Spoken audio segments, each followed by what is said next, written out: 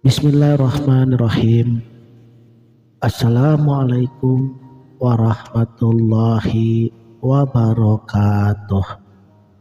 Salam sang sejati. Setiap langkah yang kita ambil adalah jejak-jejak kebesaran yang mencerminkan keberadaan sang pencipta.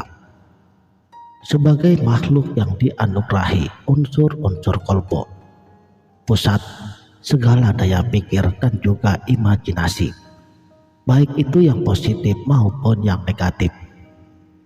Jadi sudah seharusnya kita mengenal hakikat jati diri kita. Siapakah diri kita? Dari mana asalnya kita?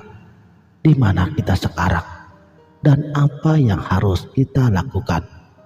Dan akhirnya kemana tujuan hidup kita?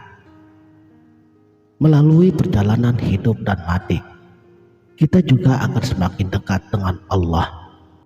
Karena kematian bukanlah akhir daripada segalanya, tetapi menjadi pintu gerbang menuju kehidupan yang lebih abadi di negeri akhirat kelak.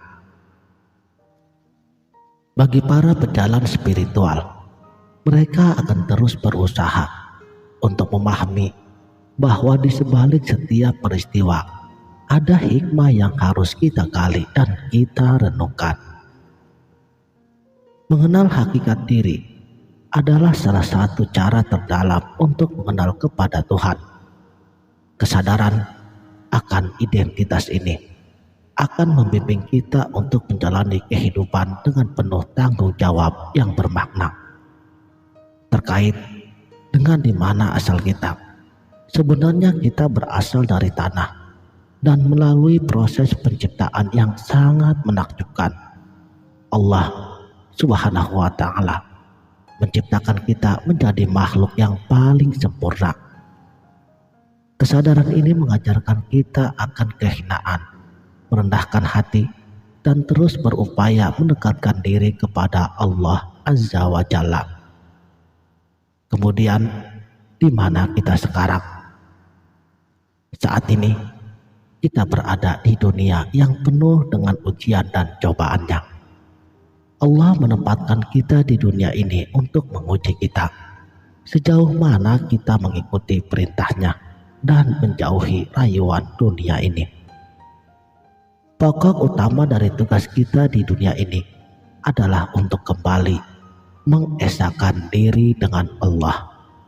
Catat dan renungkan hal ini. Karena kita telah berjanji menerima amanah diri rahasianya yang paling mulia, yang telah Allah jelaskan pada surat Al-Ahzab ayat ke-72. Gunung, alam, dan yang lainnya enggan menerima amanah tersebut, tetapi kita sebagai manusia yang sanggup menerima amanah itu.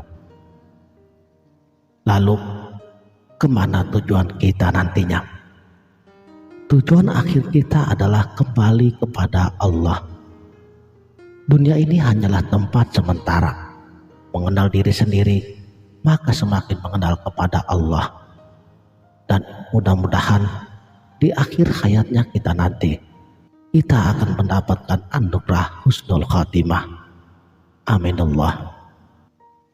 Mengenal Allah bukan hanya sekedar mencari kebersamaan, tetapi melangkah lebih dekat dan mengikuti jejak kebesarannya.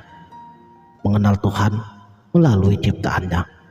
Ada berbagai macam cara untuk mengenal kepadanya. Sebagian orang menemukan kebesarannya melalui pengamatan terhadap alam semesta dan benda-benda ciptaannya yang lain. Ketika kita melihat keindahan bunga misalnya, kemegahan gunung yang menjulang tinggi, atau kedamaian lautan yang luas, kita tidak bisa mengelak daripada rasa takjub yang menggugah hati kita.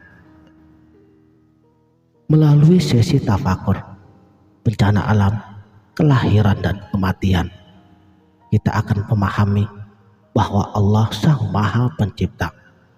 Semua itu adalah bagian daripada rencana besar yang menggambarkan kekuasaan dan kebijaksanaannya. Jihad dan doa sebagai jalan untuk menjadi kekuatan dan penghibur diri.